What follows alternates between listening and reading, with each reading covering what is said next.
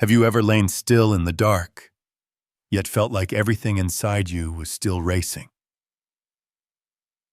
Last night I woke up at 3 a.m. No cars, no lights, just a long, endless silence. My heart wasn't racing, but my mind couldn't stop. A stream of little thoughts, unfinished tasks, old regrets, vague worries lined up like dim lights, each waiting its turn to flash across the screen of my mind. And I knew I wasn't the only one who felt this way. Millions of people, especially after age 50, experience nights like this, exhausted but unable to sleep, wanting to rest, but the body refuses to let go. You may have tried everything, counting sheep, herbal tea, meditation music, even sleeping pills, but maybe what you truly need isn't out there. It lies within your body, and with just a few gentle movements, you can awaken a natural sleep mechanism that you may have long forgotten. In just a moment, I'll guide you through an ancient method, using only your hands, that can help you fall back asleep naturally and deeply. No medications, no tricks, no special skills required. Just a gentle conversation between you and your body. And if you've ever thought, I'm just not someone who can sleep well, then I invite you, in the next few minutes, to reopen a very familiar door, the door to sleep. Let's begin that journey right now. Why can't you sleep, even when your body is completely drained? I remember a few years ago, a man named Paul, 63 years old, came to my clinic. He carried dark circles under his eyes and a sigh that seemed to rise from deep inside his chest. "Doctor," he said, "I just don't get it. I spend all day gardening, walking. I'm exhausted. But the moment I lie down, my brain lights up like a switchboard. I thought getting older meant I'd sleep more, but this is what I'm dealing with." Paul wasn't lazy. He didn't drink coffee at night. He tried all kinds of pillows, he even changed his mattress. But sleep still avoided him like a sulking child. His story isn't rare. In fact, millions of Americans over 50 feel this exact same way, bone-tired, yet unable to sleep even as their body begs for rest. The issue lies here. Sleep isn't just a response to fatigue. It's the result of a nervous system that feels safe enough to relax. You can be utterly exhausted, but if your mind is still racing, like there's a midnight emergency meeting, sleep can't enter. Your nervous system, specifically the sympathetic nervous system, acts like the gas pedal in a car. It helps you respond, push through, handle stress. But if that pedal is never released, your body never enters rest mode. And after middle age, subtle changes begin to affect that balance. Stress hormones like cortisol are more easily triggered at night. The sleep hormone melatonin is produced in lower amounts, and the mind, after living for decades, holds more unresolved thoughts than ever before. Paul thought his issue was physical, but the real reason he stayed awake wasn't that his body wasn't tired, it was that his mind hadn't been released. Here's the small lesson. Sleep doesn't come because you're tired. It comes when your body feels safe. And sometimes just a few gentle signals, patient and kind, are enough to reawaken that deeply buried instinct to rest. So, how do we send those signals? How do we soothe your nervous system like a crying child so it can finally let go, close its eyes, and breathe deeply? The answer lies in your own two hands. And right now, I'll guide you into the first part of that journey with a small pressure point right on your wrist, often called the gateway to calm. Let's explore the forgotten power of gentle touch and why it's more effective today than ever before. I grew up in a small town in the American South where my grandmother had a strange habit. Whenever someone in the family couldn't sleep, she wouldn't offer tea or suggest a walk. Instead, she would simply sit beside them gently, place a hand on their wrist, and whisper, "Just let my breath flow through you, and your eyes will close." Back then, I was too young to understand. But many years later, after studying in medical school and becoming a sleep therapist, I finally realized my grandmother was doing something modern science is still trying to explain with complicated terminology. She was healing through the power of gentle touch at the right spot. You see, the human body is a map of energy, nerves, and emotion. There are small points which, when activated correctly, can send signals through your entire nervous system, like pressing a reset button for the body. Eastern medicine calls these points acupressure points. Western medicine calls them peripheral nerve reflex zones. Whatever the name, the principle is the same. A correct touch, gentle and rhythmic, can shift your nervous system from stress to calm. Acupressure is not acupuncture. It doesn't use needles. It doesn't require a specialist. It doesn't hurt. You don't need to believe in Eastern philosophy. You just need to be willing to give yourself 5 quiet minutes each day and a pair of hands that know how to listen. I once taught this method to a retired teacher named Maria 58, who often woke up at 2 a.m. with a racing heart and a spinning head. At first she laughed, "I don't really believe in this, but I'll try it because you say so." On the third night, she sent me a single message.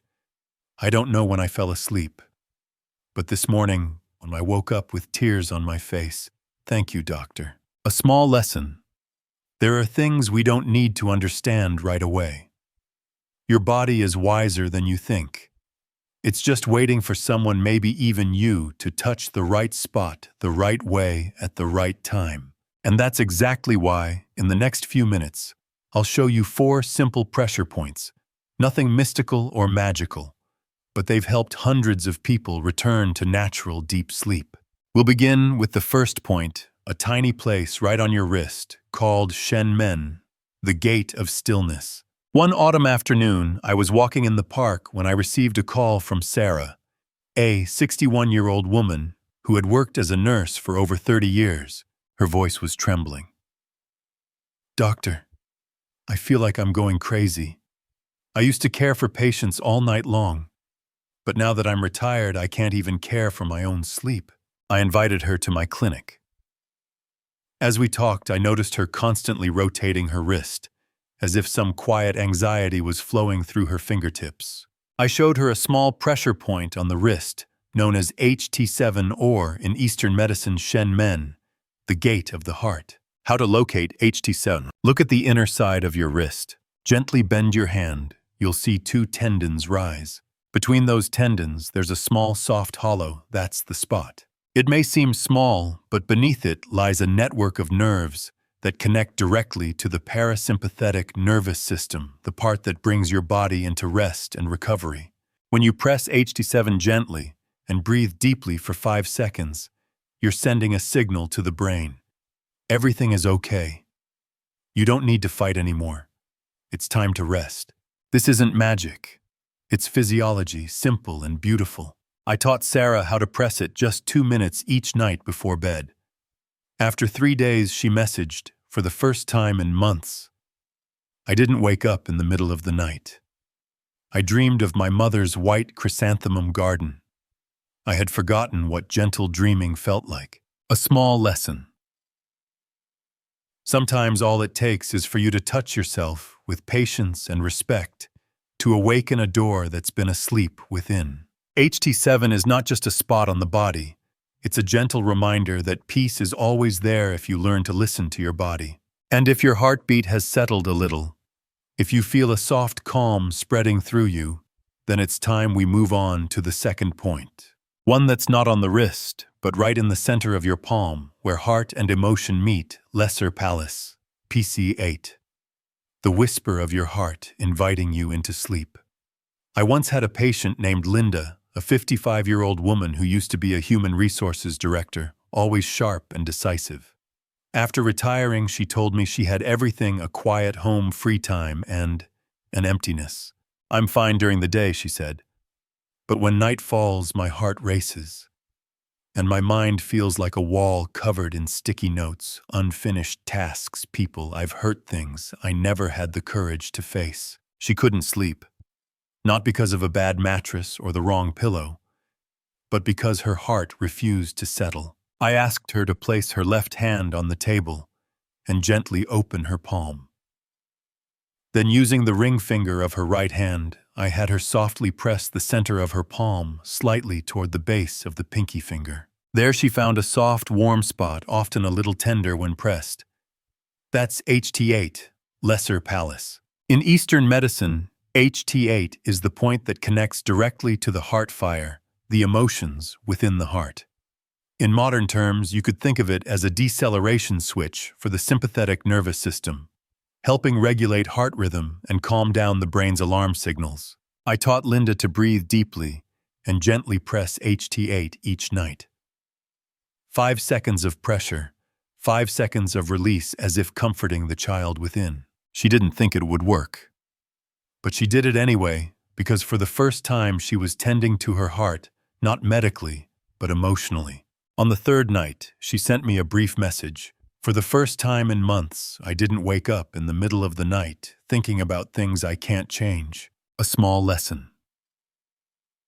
Sometimes what keeps us awake isn't the outside world, but something unforgiven, unspoken, or unreleased within us. HT8 isn't a pill for the heart. It's a bridge that connects you to yourself, to the feelings you never had time to feel. And when the heart softens, the mind quiets. And when the mind quiets, sleep arrives like an old friend knocking at your door. If your heartbeat has slowed, if your breath is deeper now, then we're ready to move to the next point. A place few notice yet, it carries a treasure trove of forgotten emotion. Behind the ear, where anger, sadness, and unspoken truths still linger. There are emotions that don't vanish. They simply stay silent, tucked behind your ear. I once met a man named Robert, 67 years old, a retired police officer. He was tall, had a deep voice, and eyes that looked like they hadn't rested in years. He didn't come to me because of insomnia, but for something harder to explain. Doctor, every time I close my eyes, my heart is calm, my thoughts are still, but I feel something like there's something inside me that hasn't been let go. I asked if he had experienced any deep loss or pain. He looked down at the floor for a long time, then quietly said, "I've seen a lot of things that I've never really had a chance to cry for." That's when I thought of SJ17, a pressure point, just behind the earlobe where it meets the edge of the jawbone. When you touch it, you might feel slight pain, a dull ache, or simply a tightness with no name. SJ17 is more than a pressure point. It's a vault for unexpressed emotions, unresolved anger, unspoken grief, and sometimes abandoned dreams. Physiologically, SJ17 is linked to the neck and facial nerves that affect breathing, emotion, and even facial expressions. When you gently press SJ17, hold for 5 seconds and exhale slowly, you create a ripple effect. Trapped feelings have a chance to dissolve. Silent sorrow finds room to breathe. I taught Robert how to press SJ17, not forcefully, not mechanically, but like whispering through his fingertips to the quietest part of himself. A week later, he returned and said, "I don't know why, but last night for the first time I dreamed of my father." He smiled and I smiled back. I woke up with a wet face, but a lighter heart. A small lesson. You don't always need to get over your sorrow. Sometimes just knowing where it lives in your body and gently touching it is enough to begin healing. SJ17 reminds us, sleep doesn't just come from a tired body, but from a soul that has permission to let go. And if your cheek feels a little softer now, if your breath feels a little slower, you're already moving closer to true rest. But there's one more thing. One final point, lower than the rest, that acts like a root, drawing your energy down to the earth so you're no longer swept away by racing thoughts. It's called KI3, Taixi, located near the ankle, where your energy begins to ground and settle once more. Let's continue the journey together. Taixi, the place where the body stops floating and begins to land back on earth. I once asked a patient, when you can't sleep, what do you feel most clearly in your body? Her name was Marlene, 64 years old. She closed her eyes and replied, "It feels like my head is floating. My heart is racing, but my legs, I can't feel them at all." I understood that. The sensation of insomnia isn't just in the mind. It's a state where the body no longer feels connected to the ground, as if your inner energy is suspended somewhere between worry and exhaustion. And that's exactly where Ki3, Taixi, comes in, like an old friend, quiet, steady, and grounding. Finding Ki3 is simple. Look at the inner side of your ankle. Just behind the ankle bone in the soft hollow before the Achilles tendon begins, that's Taixi. When you press it gently, you may feel softness, tingling, or a slight ache. That's the sign you've found the place where your energy rests. In Eastern medicine, Ki3 belongs to the kidney meridian, the root energy of life grounding and feeling present. In neurological language, this area connects with the sensory nerves of the lower limbs, and when gently stimulated, it helps calm the central nervous system into deep rest. I taught Marlene to press Taixi each night, gently, never forcefully, paired with longer exhales than inhales, a simple way to activate the parasympathetic nervous system. A week later, she returned and said, "I'm not just sleeping better. I feel like I've come back to myself, as if my legs were finally reconnected to Mother Earth." A small lesson. We spend too much time floating in worry, in expectations, in memories. But sleep only comes when we allow ourselves to land fully and gently. And the ankles, the part we overlook the most, may just be the part that helps us do exactly that. Ki3 reminds us, you don't need to chase sleep in the clouds, because sometimes what you truly need is to return safely to the ground. Now, if you've pressed all 4 points, HT7, HT8, SJ17, and Ki3, you've just done something far more powerful than counting sheep or taking pills. You've taught your nervous system how to rest again. You're no longer fighting sleep, you're walking toward it, naturally and peacefully. But before we end, I want to share something important. Why do some people still struggle to sleep despite doing everything right? What are they missing? What's the common mistake? Let's continue. I remember the first time I taught an acupressure class for retired folks in a local community center. After the first session, an older gentleman came up to me, frowned, and said, "I followed exactly what you said, but it didn't work. I even pressed so hard my wrist bruised." I smiled and asked him, "Were you breathing while you pressed?" "No. I was just focusing on pushing." "And what were you thinking about? Whether this would actually do anything?" I nodded, and I understood. The issue wasn't in his fingers, it was in how he was present with his body. Common mistakes when using acupressure for sleep: pressing too hard or too fast. When you push as if trying to force insomnia away, your body only tenses more. Not breathing with the motion. Acupressure isn't mechanical. It needs calm, steady breaths to truly soothe the nervous system. Doing it in the wrong environment. Bright screens, background noise, a room that's too cold or too warm, all of these can block the effect. A restless mind. If you're pressing while checking your phone or thinking about tomorrow's plans, your body won't believe it's safe to rest. I suggested a few small changes for that gentleman. Press gently like comforting an old wound. Close your eyes. With each press inhale, slowly exhale even slower. Turn off the lights. No words, no pressure, just presence. A week later, he returned, his eyes softer, voice quieter. "I don't know when I fell asleep, but last night I dreamed of my wife for the first time in 2 years since she passed. She sat beside me, placing her hand on my wrist, just like I've been learning to do." A small lesson. Any method is useless if you treat it like a task. But when you add a little trust, a little patience, and a little kindness toward yourself, even the smallest gesture becomes healing. And now, if you've learned how to press correctly with your hand, your breath, and your full presence, then you've already stepped into a new territory. You're no longer trying to sleep. You're allowing your body to return to sleep, naturally. So what happens when you do this consistently for a week? How does your nervous system change? What new sensations will arise from within? Let's continue together. In the next part, what happens after a week of gently touching your own body? And why does your body begin to remember sleep as an ancient instinct? There's something I've always found miraculous in medicine.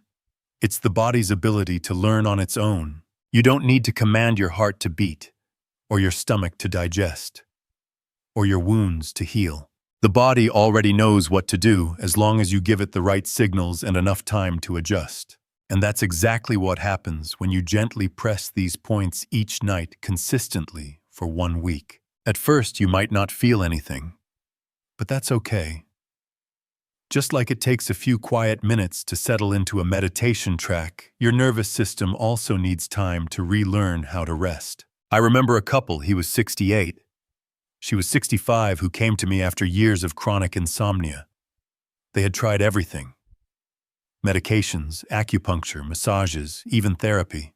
I handed them a simple diagram with just 4 points: HT7, HT8, SJ17, and KI3, nothing more. And I told them, treat this like a nightly ritual. Don't ask why. Don't expect results. Just be present. A week later, the husband came back first, wearing a smile I rarely see at that age. Doc, I don't sleep like I did when I was young, but I don't wake up grumpy anymore. My back doesn't hurt as much either. What's going on with me? Here's the science behind the shift. The sympathetic nervous system, which is constantly on high alert in insomniacs, begins to calm after receiving consistent signals through gentle touch and slow breathing. The parasympathetic nervous system, responsible for rest, digestion, and healing, activates more, slowing the heart rate, lowering blood pressure, and allowing sleep to come naturally. Melatonin, your natural sleep hormone, starts releasing more consistently at night as your body resets its circadian rhythm. And most importantly, the brain starts forming a positive feedback loop where each evening touch signals, it's time to rest now. You're safe. A small lesson. You don't have to fight for sleep. You just need to remind your body that it's allowed to rest a little more each day. And after a week, 2 weeks, a month, you'll find you're no longer trying to sleep. You're simply letting go. And sleep arrives on its own. So this quiet nightly ritual, just 10 minutes of gentle contact, is in truth a reprogramming of your nervous system. A subtle act that modern science is only beginning to appreciate. But not everyone should practice acupressure. Some people need caution or may not yet feel results, even when they're doing everything right. Let's continue. Not everyone should use acupressure. And what if you're doing it right, but still can't sleep? One March afternoon, I received a phone call from George, 72, a retired veteran living with his wife in the suburbs. His voice was hesitant. Doctor, I've been doing the 4 pressure points for 10 days. At first it felt calming, but lately I've been feeling dizzy and my heart beats a little fast. Did I do something wrong? After more questions, I found out George had chronic cardiovascular issues, was taking vasodilators, and sometimes experienced low blood pressure after dinner. When he pressed points like KI3 or HT8, his body reacted a little too strongly, not because he did it wrong, but because his body needed a different approach. People who should be cautious or avoid deep pressure point stimulation. Those with serious heart conditions or low blood pressure. Some points can dilate blood vessels and slow heart rate. This helps healthy individuals but may cause dizziness in others. Pregnant women. Points like KI3 can stimulate the uterus, should be avoided without professional guidance. People with wounds, skin infections, or inflammation near the pressure points. Never press on a damaged area. Those experiencing acute psychiatric disorders. In cases like psychosis or delusions, acupressure is not a replacement for specialized care. So what if you're not in any of these categories? You've done everything right, but sleep still hasn't come. That doesn't mean you've failed. It simply means your body may need a few extra allies. Ways to enhance the effects of acupressure. Take a warm bath or soak your feet before pressing. This improves circulation and enhances relaxation. Pair it with slow, low-frequency music.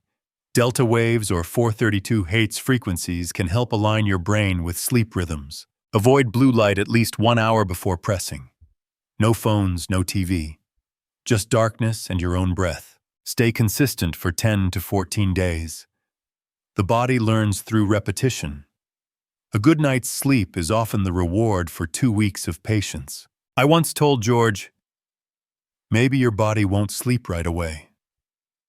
But if each night you sit quietly, place your hand over your wrist, and breathe deeply, One thing is certain, your body is being treated with kindness, and sooner or later, it will respond with peace. A small lesson. No method works instantly, but if you do it with gentleness, patience, and self-compassion, then the body will begin to open up, not because it's forced, but because it's been invited. And if you've come this far with me through each point, each breath, each incomplete night of rest, then I only have one thing left to say to you. Sleep is not a battle to win. It is a homecoming to yourself. Let's move into the final part. Like a slow, quiet embrace at the end of a healing journey. Sleep is not a battle to win.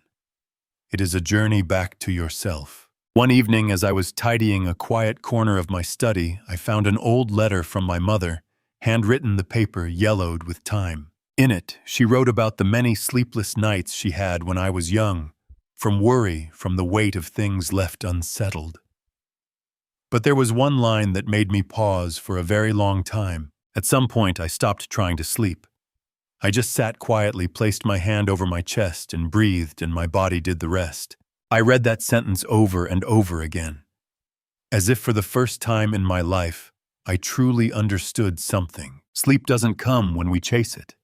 It comes when we pause long enough for it to find us. Everything I've shared with you, from HT7 on your wrist to KI3 by your ankle, these aren't magic tricks.